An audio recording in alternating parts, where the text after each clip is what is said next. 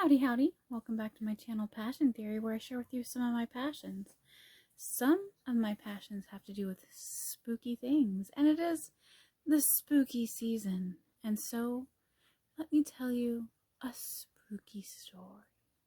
So, today's spooky story is all about my grandma's house that she bought, the dairy farm that she bought, and how freaky it was. So, my grandmother had, at this point, I believe 2 children, and she decided to buy a house, and, well, her husband decided to buy a house, and they got a little dairy farm. Now, around the town, here's the first clue something was up. Around the town, people called this farm Hainted Holler. And that is just colloquial southern speak for haunted hollow. So there you go. So yeah, it was a little dairy farm, and they moved in and got it for pretty cheap. And when the first thing that happened was that when they were going through the rooms, there was one room that was boarded up. Like, there was a door that was boarded shut. So they, got all the boards off, peeked in through the thing, couldn't really see anything, because my grandpa didn't want to just open it since it had been boarded up. He was like, well, what if there's, I don't know, something wrong with the room, like there's mold, or, something like raccoons got in there or something like that. So, but he got the door open, it was locked, and he couldn't find the key to it, but he managed to get it open, and everything in that room was painted black. The floor, the ceiling, the inside of the door, the doorknobs, everything was black. They thought it was really weird. The windows were painted up black and boarded over. It was just weird.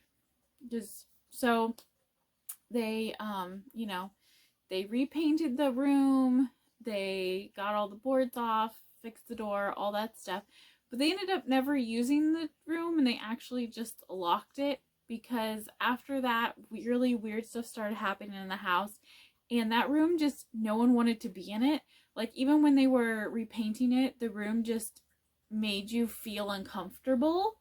And so no one wanted that room. Like, they didn't know what to use it for. And both their kids were, like, toddlers. So they weren't going to put the toddlers in there. And so they were like, oh, we'll use it later when they're older or something. But for now, we'll just lock it. So they ended up locking the room back up. They didn't, like, board it over or anything. They just locked the door and never went back in after they fixed it up.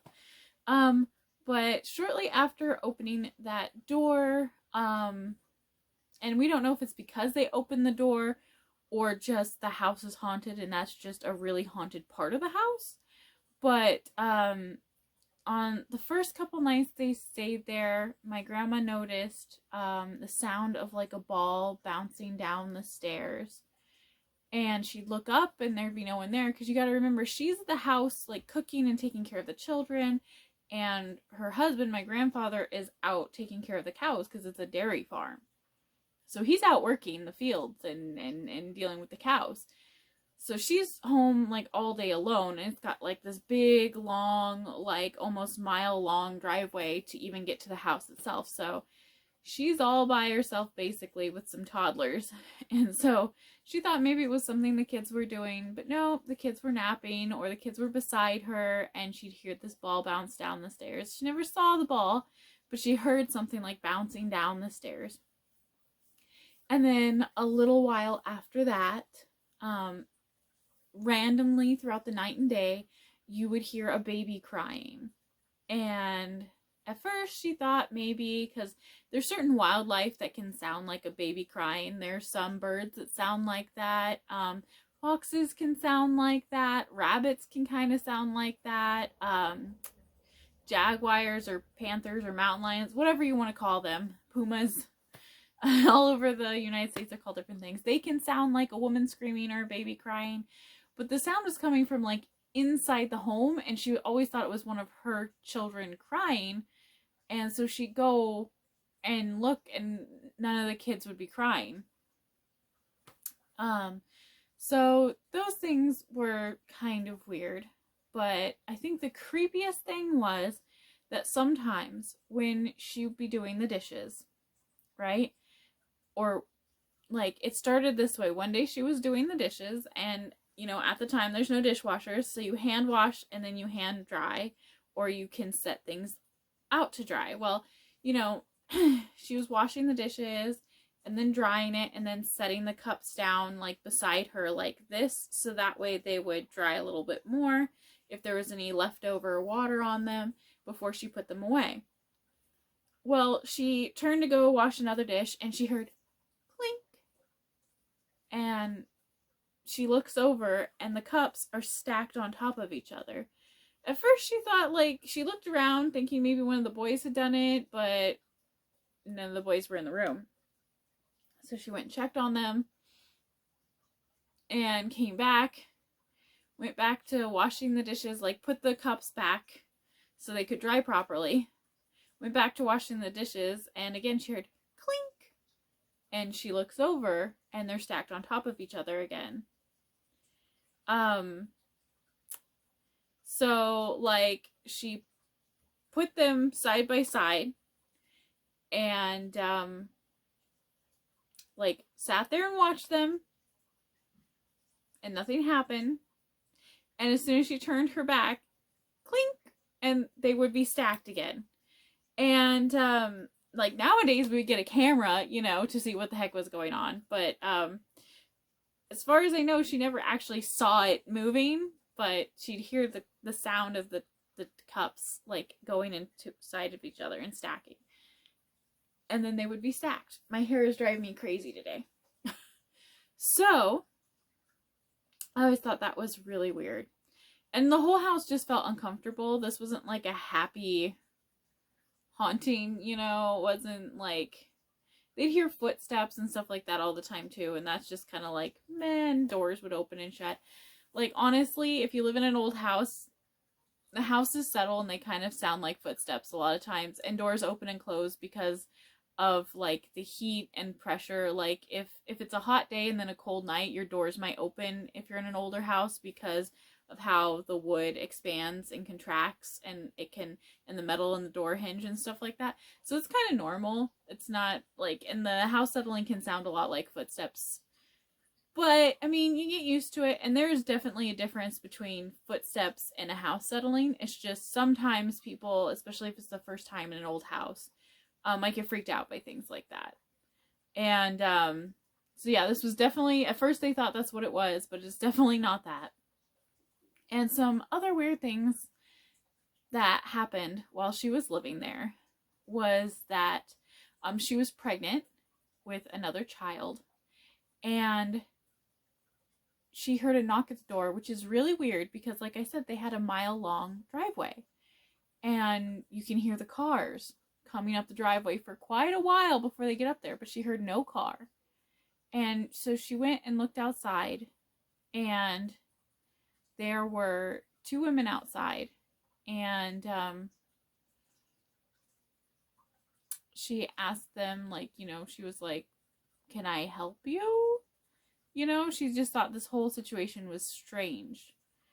And they told her basically that the child she was carrying was evil, and she didn't tell them she was pregnant, and that if they didn't name the child a certain name, which I won't say, we'll say JP. I said it before, what the name is before in one of my other videos a long time ago, because I've told some of these stories before when I was like playing video games, but not all of you guys watch me play the video games, but some of you like the spooky stories, so. But just in case that I guess I'll say the name. The person has since passed and everything. But they said if you don't name your child John Paul, that they will be evil. And so she was like, okay. And then they just turned around and walked away, like just started walking down the dirt road. And that's what she ended up naming her son. She named him John Paul. He wasn't evil per se, but he didn't live the best life. He was definitely, of all the kids, I'd say he was the one that got into the most trouble and, got into addictions and things like that. Anyway, so that happened. And then another time, remember, this is a very long driveway, so you can hear cars coming. Oh, and when they were passing, like leaving, I almost forgot this part. When they were leaving, they went behind the barn, and she didn't see them come. She was watching them out the window. She didn't see them go around, like, leave that outside of the barn. So she's like, are they in my barn? Or are they just hanging out on the side of my barn? Because the driveway wrapped around the barn. And she went out there and looked, and she couldn't find them. And never saw them again. And that's important because this time she saw a red car coming up the drive. First she heard a car, then she saw a red car coming up her drive. And so she was waiting for it. She didn't know who it was, but she was waiting for whoever it was. And it went behind the barn, and then it never came out. So she's like, oh, they parked by the barn. And she was waiting for them to get out and walk. And so she's like, okay, this is a completely different day, like months and months, in between these two events. But so she walked out there, and there was no car. And she could see in the tracks, like, of their dirt road where the car had been going and then just stopped. Like, not backed out or anything, but, like, just the tracks just stopped. You could see, like, you know how, like, the front wheels of a car, when it makes tracks, the back wheels run over it, so it just looks like two lines? Well, there was, like, this is hard to explain, but there was, like, two marks for the front tires, and then, like, a space where the back tires hadn't driven over the front tires yet, like, the track. Almost like the car was picked up. And, yeah, she never saw the car leave. She just saw it coming up her drive, and she didn't hear it leave either. It just all of a sudden was quiet. So that's why she thought they parked behind the barn. But yeah, we don't know what happened to that car. There was never an explanation for that. Let's see. My mother never lived at this house because this was all before she was born. And then, let's see. I think the last story I have about this house was that my grandmother was sleeping on the couch, and they had, like, these big bay windows next to the couch. And she was taking a nap because the kids were taking a nap. And that's when you nap. And she woke up and she saw this white carriage, led by white horses. And in the driver's seat, like up front, she saw her aunt, who turned and waved at her. And everything was white, even her aunt. And she's like, oh, my aunt must have died. And then a couple days later, she got the news that her aunt had died on the same day that she had seen her in the sky. So I think that's all the stories I have specifically about my grandmother. The next stories I will tell you guys are going to be about my mom. And some of the things that have happened to my mom have also happened to me. So sometimes you'll get some of my stories mixed in here coming up. But my mom, I think, has some of the freakiest, scariest stories, at least to me. Whereas my stories, I can remember all the details to, and I don't have to, like, try to remember so hard. Because the last time I got told these stories, I think I was like 15 years ago. Yeah. So, that's why I don't remember them perfectly, and I can't, I'm no contact with my mom, so I can't ask her, to fill in parts.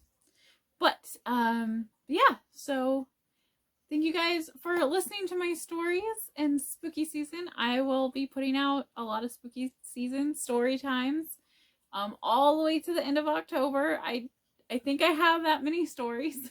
I'm pretty sure I have that many stories. All right, see you guys next time, and make room for your own passions. Bye for now.